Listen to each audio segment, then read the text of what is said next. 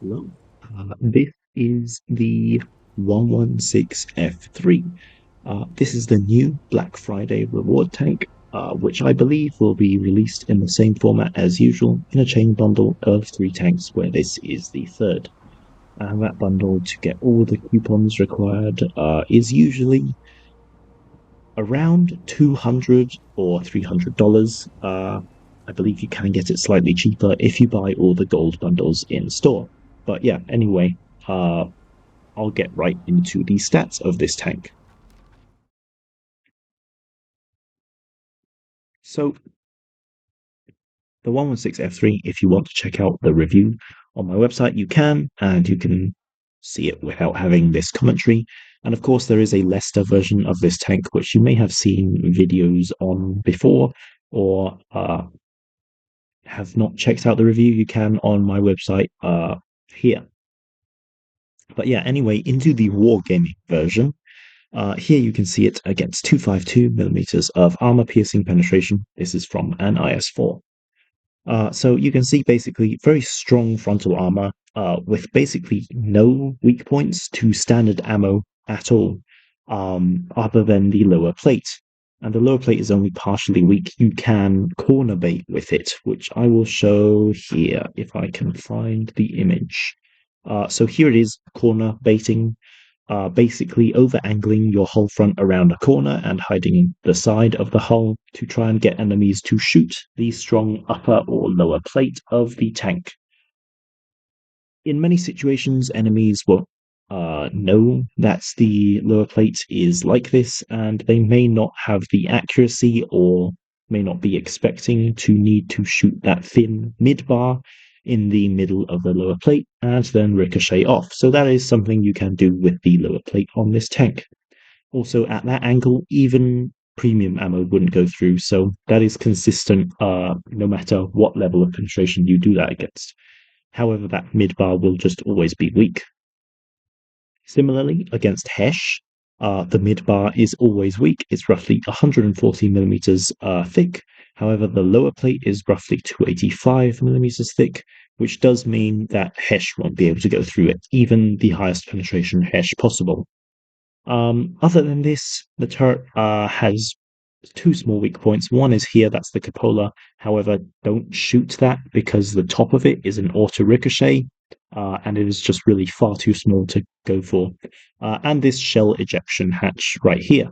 And you can see that on Blitz kit, the shell ejection hatch is green, so it is penetrable. Um, but back to its armor, you can see when the hull and turret are turned, the turret sides are still fairly strong, though if you get lucky, you can hit there and penetrate, and the hull can actually side scrape. It is 94 millimeters thick, though there are weak points. There is a thin bar down here at the top of the wheels, which is 40 millimeters thick. If you know to aim for that, then you can penetrate it very easily at any angle, since even like this, it is fully penetrable. And of course, there is the turret ring bulge, which I will show here. You can, of course, shoot this as well, and that is visible to all enemies. Also, one thing to note, the side armor is actually spaced, that is 12 millimeters thick. Quickly, I'll just show the side scraping of this tank. Here you can see shooting the track wheel does nothing, it just breaks the track, and it won't actually damage the vehicle. Oh, and one more thing to note. In the images, this tank is using enhanced armor, but I wouldn't recommend doing that in your equipment loadout. Use improved assembly. The reason it's using enhanced armor here is just to show sort of how pointless it is. And now against 330 millimeters of heat penetration, this is premium ammo. You can see that case in point. The turret cheeks are fully penetrable, basically, well, quite penetrable to the majority of penetration levels you face. The only ones which will struggle going through this are low penetration heat, such as 310 millimeters or APCR. Other than this, you can see the upper plate remains very strong, and that is because it is over 400 millimeters thick. This mid sort of bar, the lower bit is very strong, again over 400 thick, and then the upper bit is only 315, but you can see it is still slightly red. And if you angle the hull, that is no longer an issue. Though you can see that the turret is the main weak point of this tank in any situation. Um, Basically, overall, for this tank's armor, it is very strong against standard ammo with very few weak points, but against premium ammo, it is weak. So you'll do very well against enemies which don't know to use premium ammo or just prefer to shoot HE because they really won't do too much to your tank. Um, if you hide the lower plate, of course. But against enemies which know to use premium ammo, the only thing you can hope for is that they bounce against the sort of edges of the tank. However, despite this, note using making enemies using premium ammo is already a win because this tank is based around durability. It's got high hit points, it's got reactive armor, and forcing enemies to use premium ammo on your turret cheeks just reduces their damage even further. So it's actually a pretty good thing. Of course, it would be better if they just bounced off, but that's not the case with this tank. Um, so there's no hold down view of this tank because it only has 6 degrees of gun depression, and really it doesn't make too much of a difference, as you can see here. So here is hold down, here is, well, using gun depression, and here is flat ground. It doesn't really make a difference. However, one thing I do really want to point out is the shape of this tank's turret. So you can see here that the turret is sort of tapered inwards towards the gun on both sides. That means that the further away from the turret you are, the flatter the angles are. And the closer you are, the better the angles are. And this is actually something very important. If you are facing an enemy and you don't have any cover, you're out in the open, face hug them. It doesn't seem like it seems counterintuitive due to how weak the turret cheeks are, but due to the shape of the turret cheeks, the closer the enemy is to the turret, the stronger the turret cheeks become because the enemy just has to aim either this way or this way, and that increases the angle that the turret is at. And that's due to the shape of the turret tapering towards the gun. Of course, if you can sort of retreat and get behind cover, then don't face hug the enemy since they can still shoot these weak points. I have tested this in training rooms, and it will penetrate there. However, face hugging them is actually a good thing if you don't have any cover to go to, and that's your last option, because the turret does get so much stronger when you are face hugging an enemy. You can see that with this view. And this actually is accurate. I have tested this in training rooms, as said before. But next, moving to the gun. This tank has a 130mm gun, much like the 5A or the IS-7, or similar to the VK90. It does 490 alpha damage, which is 30 above average. It is very nice to have this alpha damage. 410 on heat and 630 on HE. Those are both normal damage levels for such a gun. 11.4 second reload is long. However, its DPM is not bad. Consider that a lot of tanks with 460 alpha, which is 30 less than this tank has, have very similar DPM to this, around 2,550 up to 2,600. This one, having 2,589, is actually a very good DPM level considering you have 30 more alpha damage. So, not bad at all there. Next, penetration is actually very good. 262 makes this the second highest penetration in tier 10. After the VK90, it over overtakes the WZ111 5A. Next, Heat 340, again very high. And with Wargaming making all their tier 10 rebalances, 340 Heat is actually now something pretty impressive, since previously we used to have a lot of 340 Heat tanks, but a lot of them got sort of nerfed down to 330 or less. So this penetration is actually very impressive. Next, 75 HE is 10mm above average for a 130mm. And that does make HE very usable, and it is very nice to do that 630 alpha. Next, aim time. This isn't bad at all, despite what it looks. First, I'll talk about the base aim time. This is terrible. 2.9 seconds is among the worst in tier 10. It is one of the worst for a heavy tank, period. However, due to good gun handling, actually great gun handling, the estimated aim time is not bad. In fact, it's not even below average. You look at an AMX 54 and it has the same estimated aim time. And this is just due to the tank having good gun handling and not being quite as fast or mobile as an AMX 54. However, one thing I will say, this gun feels much better than similar accuracy tanks like the AMX 54, and that's just due to it having AP and very high heat penetration. But I'll get into that more soon. Next, dispersion. Among the worst, actually, it is the worst for any tier 10 heavy tank. It's worse than the 114 SP2, which was previously the least accurate. It is also worse than the 183, I believe, and the only tank that has more dispersion in tier 10, worse dispersion, is the Object 268 version 4. So this is absolutely abysmal dispersion. However, it doesn't feel as bad as it seems. Next, great gun handling, as I previously mentioned. For such alpha damage especially, that is very good gun handling, and gun repression is -6, which isn't good at all, but it's also not terrible or unusable. So overall, this gun, it's a very mixed bag because you have the highest damage of any 130mm heavy tank,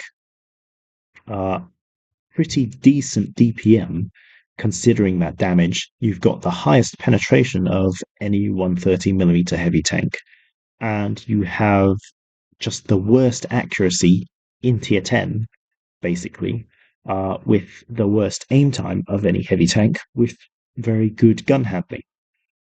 Overall, this gun feels fine. It doesn't feel super inaccurate, honestly. For me, it felt pretty consistent. It felt, of course, you do have to stop and aim. You can't just rush shots because your dispersion is terrible and your aim time is pretty bad. But it does actually feel fairly consistent, fairly usable. I was surprised at the shots I hit a lot of the time, and it does feel so much better than a similar sort of estimated aim time of the AMX 54. And I think this is just down to the tank having its good gun handling, which compensates both of this poor accuracy and aim time, but also having standard ammo as AP. On top of this, heat ammo with very high 340 penetration.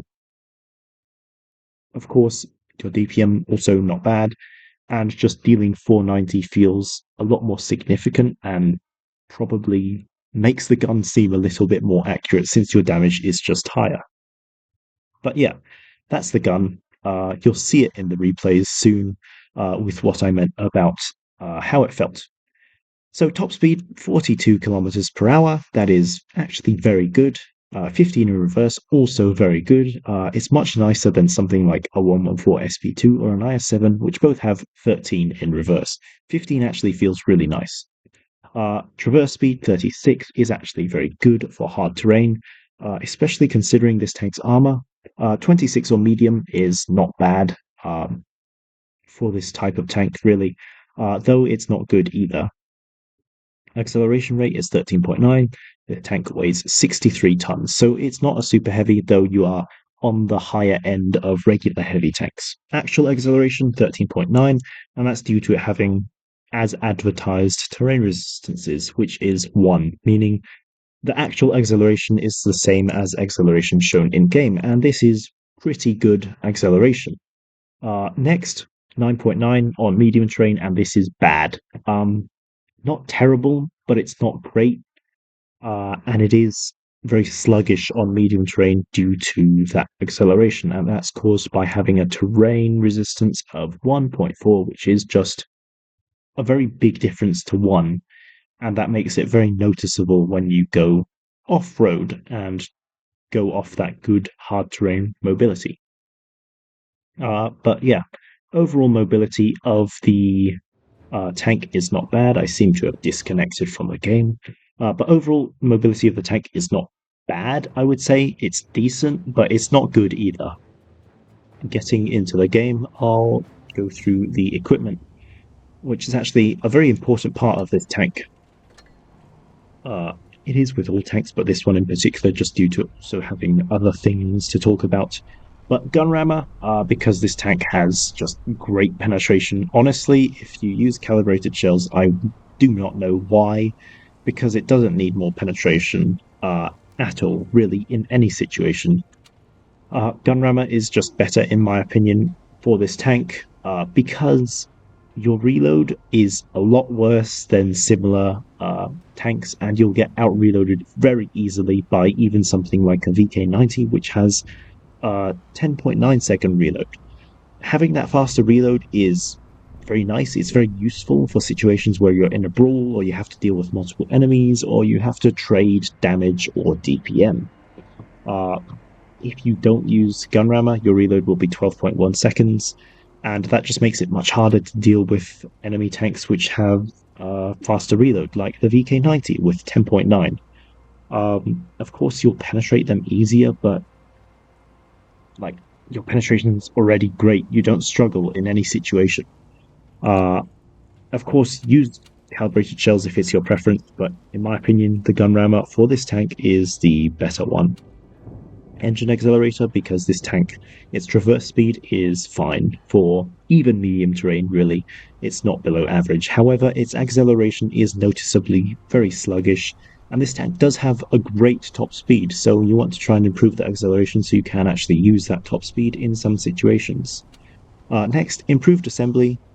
And this is because enhanced armor, while it does help the turret cheeks, it's not against the right level of penetration. Enhanced armor will make a difference against low penetration ammo, premium ammo. For example, tier 9 heavy tanks, which have 310 to 320 millimeters of heat, or around 310 millimeters APCR. Enhanced armor will make a difference to that level of penetration. However, you're generally facing 325, 330, 340 millimeters of penetration in tier 10, and enhanced armor doesn't make a difference against that. The upper plate is far too strong, and the turret will remain penetrable to premium ammo, so use improved assembly. It plays into the tank's strengths of having very high hit points. You can see here it has 2,700 basically. Next, gun lane drive. Don't use supercharger. Again, penetration is already very good. You're not sniping, you're not at a distance, and on top of this, shell velocity is also pretty good, 880 meters per second. You don't need more than that in a frontline brawling heavy tank. Use the gun lane drive because your aim time is frankly just bad, your base aim time. This makes the estimated aim time in-game actually very usable, and enhanced gun lane drive is mandatory, I would say. Next, I've gone with vertical stabilizer. This is my personal preference. I like the better aim time. Also, it lowers the estimated aim time by 0.3, which is actually quite a big difference.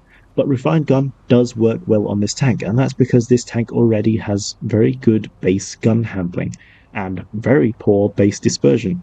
So Refined Gun actually does make quite a big difference as well on this tank, but my personal preference is the stabilizer.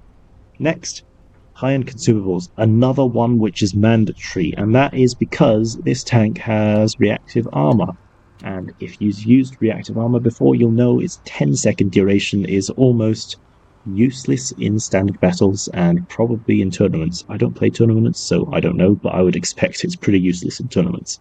10 seconds is just far too short for anything, really. I've used an example on my website, but I'll use the same example here. Let's say an IS-7 is shooting you. You activate reactive armor, he shoots you and does 27% less damage. Now your reactive armor ends after 10 seconds, but the IS-7 hasn't finished reloading yet because his reload is 10.7, and if you played it right, you activated reactive armor before the IS-7 shot you. So reactive armor is gone, the IS-7 reloads and shoots you for the full damage. And that's because the 10-second duration just wasn't long enough to stop the IS-7 from reloading and shooting you again. That is why you use high-end consumables, since it increases the duration to 13.3. And that's a big difference, actually, since it stops a lot of the tanks at tier 10 from being able to put in 2 or even 3 shots into your tank. For example, the opposite, I should say. It forces enemy to put in 2 or 3 shots into your tank on reduced damage rather than full damage. For example, a Stridsvan K with a 6.5 second reload 3 of those shots will take 13 seconds, which means you'll be able to absorb 3 shots from a Strizvanke rather than just 2. So high-end consumables, very important on this tank.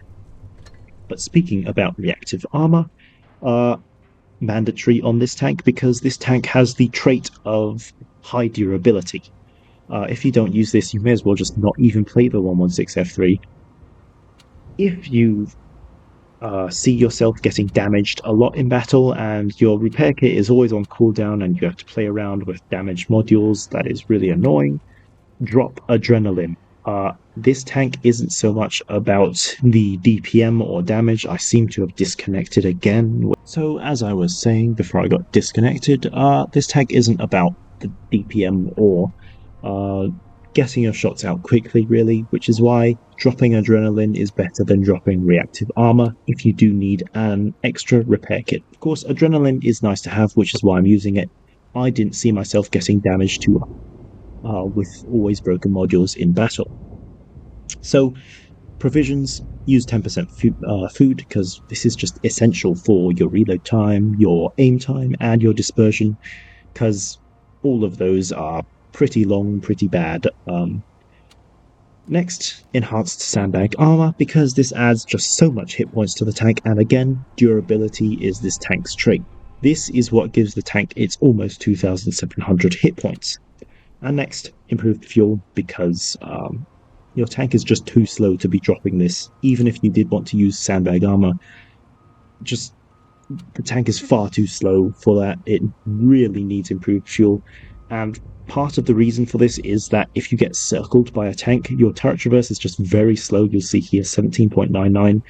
That's only slightly faster than a mouse. And of course, your medium terrain acceleration is just really quite sluggish, and you have a good top speed to utilize. So I have 3 battles. None of them are really too impressive, but they do show the tank's capabilities. So here's the first battle on Desert Sands. So how to play this tank is the heavy flank. It can go to the medium flank, and but only in the right situations, I would say, because this tank is just more suited to fighting heavies, in my opinion, due to its very high hit points, its high alpha damage, and its fairly slow reload and poor accuracy. Of course, also its slow mobility. It might have trouble keeping up with mediums after the initial stage where you usually start on a hill and can actually reach your top speed. But against mediums, you don't have a turret front weak point just due to their lower penetration, unless they are using calibrated shells. There you can see I did not expect the 183 there, and I take a massive shot in exchange. So this tank plays on the heavy flank, as I am showing here. And that's just due to its damage trading sort of gameplay, and unfortunately I take another shot there. Doing a bad side scrape, honestly. Here I push around the corner to shoot the E5 with HE, and the HE damage on this tank is actually quite nice, so use it where you can. It does have both good damage and penetration. It does stack up quite quickly. So here, I'll just say it right away, this game is not a win, but it does show the tank, which is why I have included it. Here I'm being pushed by a 113, and you see in this close range he bounces off my tank. And of course, if you're in close range to the 116, its lower plate will become red, and that's just due to how angling works. But you can see there, I activated reactive armor, and the 113, which usually does 400 damage, only did 238. So unfortunately, I take a shot there, trying to sort of bait with the lower plate, but he shoots my side, so that doesn't work. And now I'm going to be rushed by an E5 and low roll. So in that game, I did roughly 3,000 damage. Nothing too amazing. However, remember this tank's DPM is actually quite low. And it does just show how you can use the reactive armor there against the 113, and how damage stacks up fairly quickly despite me also dying fairly quickly in that battle. That's just 6 shots of damage doing 3,000 there. So next, on Oasis Palms, I have another battle.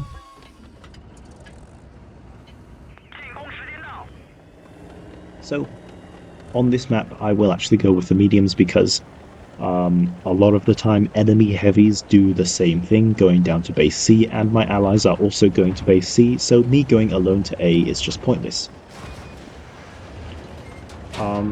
One thing I will point out is that a lot of the time you can utilize the great top speed of this tank, because on many maps you start pointing down a hill, and you can actually get to that top speed of 42, which does allow you to reach frontline positions relatively quickly, or at least not lagging behind similar heavy tanks despite your sort of sluggish medium terrain mobility. Here you can see the Kampfpanzer is just racing ahead with their great mobility compared to mine, though the 116 F3 isn't lagging too far behind. Here you can see a bit of good RNG, but also the fairly okay aim time of this tank allows me to get a shot on that weak point of the Super Conqueror. So here you can see I'm sitting hull down against the Super Conqueror. I actually managed to bounce a APCR shell from them, and I managed to thread the needle into the Super Conqueror's turret front. So a bit of good RNG there. But then you can see I take one right in the turret cheek from the Super Conqueror.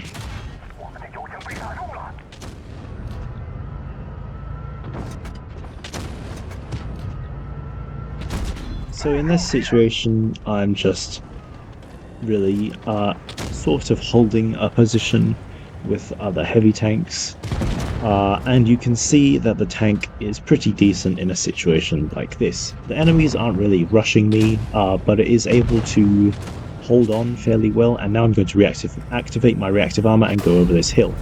I take 382, that is from a Gorilla 15, which usually has 580 alpha damage, so reactive armor is very significant, and you can see in close range this E50M is really struggling to penetrate, and that's because my lower plate is actually very strong in close range. And that's one thing to remember, because enemies in close range look down on your armor, they will see your lower plate as red. So in that situation, quite a lot happened quite quickly, but reactive armor was activated and it reduced my damage from the Gorilla 15 massively by 200 hit points, which is what's allowing me to survive right now. I am on 200 hit points. If that Gorilla 15 didn't low roll, I'd be dead. Well, basically dead. Sorry, he didn't low roll, I activated reactive armor, but if I hadn't done that, I would basically be dead. And here you can see, despite being at such long range, the aim time is able to work, and I'm able to get a shot on the Gorilla 15. I didn't really want to use HE there, just because my dispersion is horrible. I was just going to play it safe and use AP. But yeah, in that battle, again, another 3,000 damage. You can see I was able to block some shots, I was able to use the reactive armor, and I was able to sort of showcase the mobility of at least getting into position. Made 69,000 credits, which is decent. I believe, yep, I was using a credit booster. So, I have one more battle in this tank, which is this one. So here, notice I'm starting on Naval Frontier, and I'm starting right on a road. So I immediately go on this road and stay on it because, note, the medium terrain mobility of this tank is terrible. It's not terrible, but it's just much worse than hard terrain. If this tank had its hard terrain mobility on all terrain types, it would honestly probably be far too strong. But on hard terrain it does have very nice mobility, which is why I am sticking to the road and avoiding going off it, at least getting into position. So here you can see I get a nice snapshot onto that VK, doing 500 damage.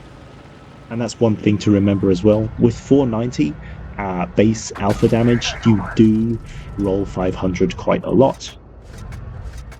So in this situation, both of these guys are just going to shoot HE at me, which again helps with this tank taking less damage and plays into its durability. So here you can see I'm trying to turn the hull sideways and use the 6 degrees of gun depression. And turning the hull sideways does allow me to actually get the gun down, but not quite against the VK there. And you can see what I mean here. Unfortunately, Object 752 is playing the tank destroyer role at the back. But in this situation, I'm basically just being opportunistic and pushing up using the ridgeline to get shots into the Super Conqueror when he's not looking.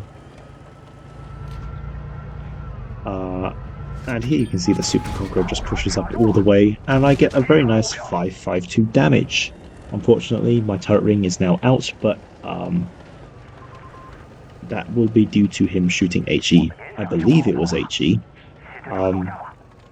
So now I have a fairly slow turning turret, but then that's fine since my repair kit will be back in a few seconds. So here I'm really just holding, waiting for the other flank to win, slowly whistling down the Super Conqueror's hit points, and there you can see the great penetration going through the Super Conqueror. Also, I want to point out, in these replays, I've been going through the front of the Super Conqueror's turret quite a bit, threading the needle with heat ammo, which I was quite surprised about doing with this tank's terrible accuracy. But you can see in close range, it's perfectly fine. Unfortunate shot hitting the ridge due to this tank's abysmal dispersion there. That was just some dispersion moment. You can see I've got nothing to lose now with the other flank being won. So I push forward and I'm ready to use the reactive armor, though the VK doesn't even aim at me.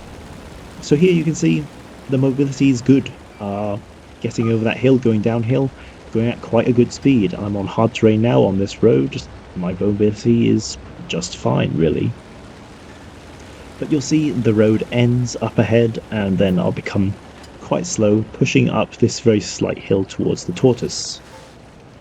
And that's here. Note the mobility. Down to 14, 13, 15 kilometers per hour, and now getting up to around 20 going up this hill. That's that poor medium terrain resistance acceleration there. Here you can see getting a final shot onto the tortoise, bringing us up to 3,400. So that was kind of an all-round game for the 116. I'm not sure if I cut it there. The game crashed. 3,400 damage, blocks 915. That was kind of the perfect all-round game for the tank. It showed the armor use, sort of, with the enemies only shooting HE, but it did show how the hit points of this tank do last. Not so much reactive armor use in that game, but it did show the alpha damage as well, and the tank sort of being a holding, position-holding vehicle, and the mobility, of course. But, yeah, 3,400, 900 blocked, 99,000 credits in that game. And one funny thing about this tank, floating idler wheel there. The last time this happened was the Tiger 1, and it took them roughly 7 years to fix that, so don't expect the floating wheel will ever be fixed. But yeah, 116F3. So overall, this tank is very comparable to an AMX M454, and the reason for that is it's got a similar sort of gun. In fact, the estimated aim time of both of these tanks is identical. This one has better gun handling for worse aim time and dispersion, but notably much better penetration. And that's something I want to point out about this tank. Having high penetration makes such a massive difference to how the tank feels. If it didn't have that penetration, its gun would honestly feel abysmal, but the gun really feels fine. Its accuracy, despite being the worst in tier 10, and its aim time also being among the worst in tier 10, they both feel decently usable, pretty okay to me, just due to that penetration being so good. Um, but yeah, overall, this tank, it's a good tank. It's a meta tank. It has reactive armor. It has high hit points. It has high alpha. That's all it really has, though. Um, Other than this, its mobility is mediocre. Its armor against premium ammo is quite mediocre. Um, but this tank is really just there to soak damage, and it does that very well. Remember, forcing enemies to use heat or APCR premium ammo reduces their damage, so that lengthens your hit point sort of use, lengthens your life in battle, which on top of having 2,700 hit points, very high, has reactive armor, which also lengthens your life in battle, and it just makes this a very durable tank. And that's why it is meta. That's why it works. That's why it is a good tank. Though it is not overpowered, it is not broken, it is not unbalanced. Um, yeah, it's a sort of durable, high damage tank. Seems like your type of thing. Then I would say this isn't a bad one to consider. Though definitely don't get it in Black Friday. It's far too expensive. Wait for it to come back in the future. They do usually come back in crates in the following year. But yeah, that is the 116F3. A good tank, not too strong. I do see it being used in tournaments occasionally just due to its high hit points and reactive armor, just like an AMX 54, but this one actually having a better gun. But yeah, 116F3, that's it. Thanks for watching.